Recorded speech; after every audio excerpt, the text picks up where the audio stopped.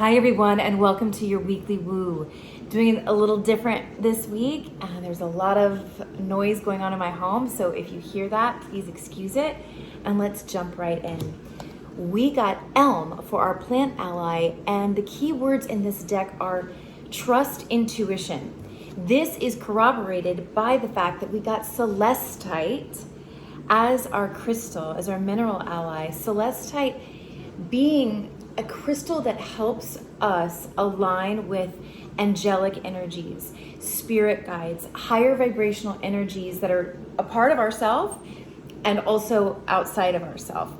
This right away, I feel like this week we're gonna have some opportunities to distinguish what is our intuition and what is fear and worry. So before I jump into that more, let's talk about the fact that we got brown bear as our totem, but it was in reverse. Now, anytime we get bear as totem, and let's turn it right side because that's what we're going to do this week, bear is the invitation to go within. So now we have 3 cards, 3 symbols, 3 allies, and they're all saying the answers are within you. And so perhaps this week we are going to be cultivating that part of ourselves that is the silent observer.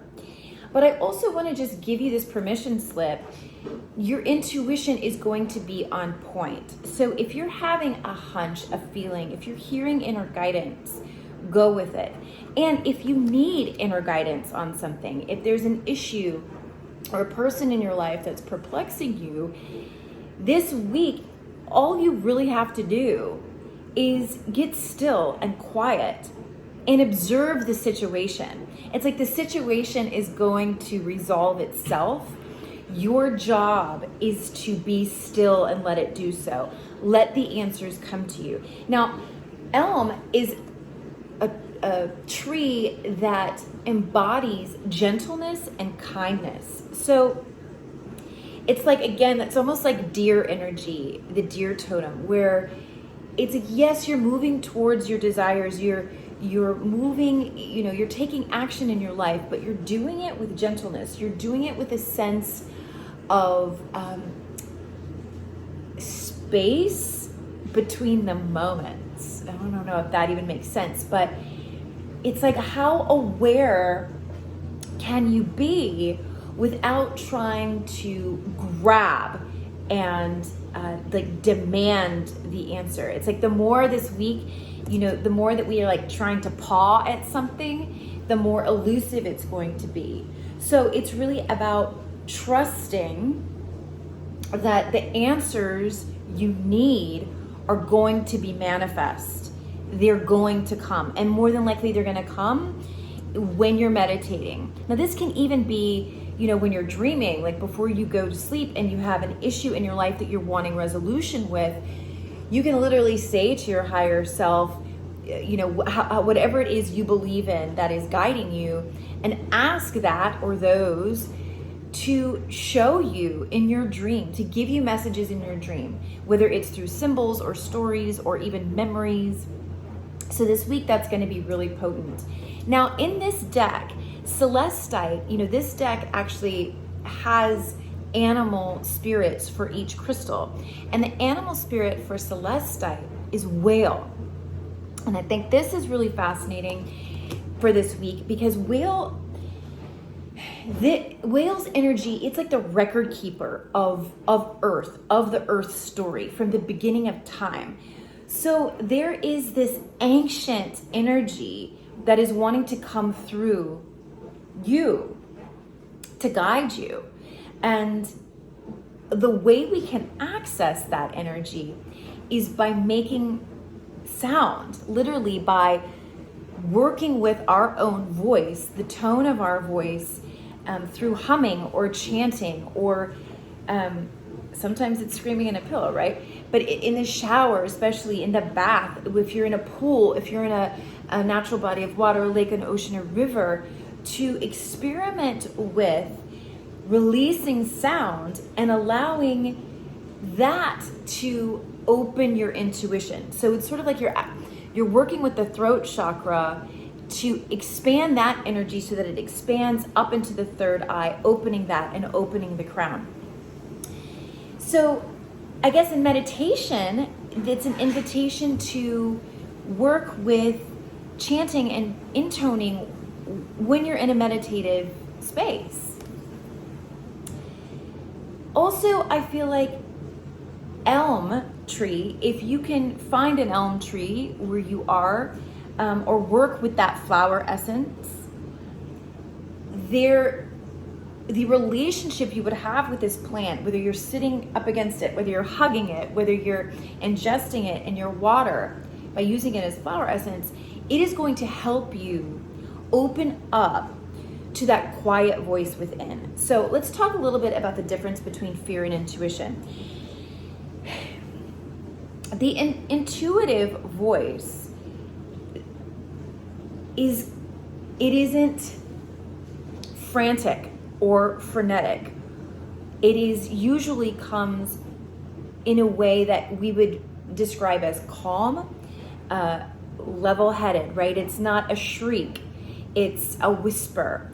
And that's why this idea of getting calm and still is so important, so that you can hear it, because there's so much that's louder than the sound of our intuition, than our inner voice. Fear also is different, because fear, usually you're going to feel a sense of constriction in your body, whether that's the jaw, the stomach, even the buttocks, right? The hips carry a lot of fear. But with the intuitive voice, there's a sense of it's either total calm when it's coming through, or a sense of expansion and pleasure out of it. So you can see the difference there. Now, fear is a actually productive part of how our ego, which is here to protect the body, right? How the ego speaks to us. But what we want to do is train the ego to be a soldier for the spirit, for the intuitive voice. So one of the things you can do if you're new at, really getting to know your intuitive voice is to ask your guides and angels and your higher self, or whatever it is you work with when it comes to like prayer, who do you speak to ask that your third eye be opened, that your ability to hear your intuitive voice and discern the difference between your intuitive voice and fear, that be expanded in your life, that you be given the tools or the teachers or the information and even just the energy to help you do that. So I hope this was helpful for you guys. We do have Mercury has just left Gemini and gone into Cancer, which is really going to change the way that we communicate. It may mean that communication may be more emotional, or that that our feelings will kind of be coming first and then the thoughts. But this is a good thing, because we just had this brilliant new moon also in the sign of Cancer, which is really showing us, what do we need to feel good emotionally? What do we need to feel good in our body? And what do we need to feel good in our homes and in our families? So naturally, we go to the emotions, right? Because feeling good, we're wanting to cultivate our bliss, cultivate our happiness, cultivate our joy. And so I just want to encourage you guys, as we move through this Mercury in Cancer, to really take some time to prioritize, what do you want to be feeling? How do you want to feel?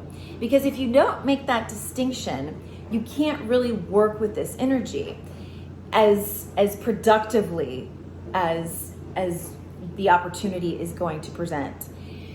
The other thing that's happening this week, which is really exciting and juicy, is that Mars and Venus are going to be conjunct in the sign of Leo.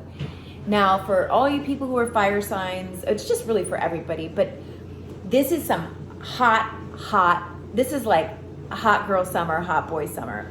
This is really the week where that takes off. And if you're in new relationships, this is a time when you can really forge some passionate bonding time. Now, it's all in the sign of Leo. So if you remember me talking about being the front man of your own life, right? Your life is the movie. You're the movie star, right? This week is a wonderful time to continue to act on that and to really dive into creative pursuits, whether that's writing, painting, dancing, singing. It's also, with all this energy in Leo, it's a great time to like change your hair, or really pay attention to maybe like you want a new hairstyle, or you want to do some new color, or even like new hats or barrettes or headbands. It's like the adornment of your inner king or queen. So if you see me, like I'm wearing my gold because Leo is ruled by the sun and the colors are gold. Getting any sort of like also feline sort of interior design. It's a great time to bond with your cats, and to really like cultivate that internal passionate, you think of like that lion energy, and like you use that to act on what you're passionate about. I think this is a great week, especially because we're coming out of this new moon, to make intentions around passion. Like, what do you love? And then with that Mars energy, Venus is what we love. Mars is how we take action. How are you going to take action on what you love? And how can you express your passion in alignment with your intuition? What also if it's like a passionate bonding with your own internal voice, that deep wise part of yourself, and passionately moving forward with that relationship.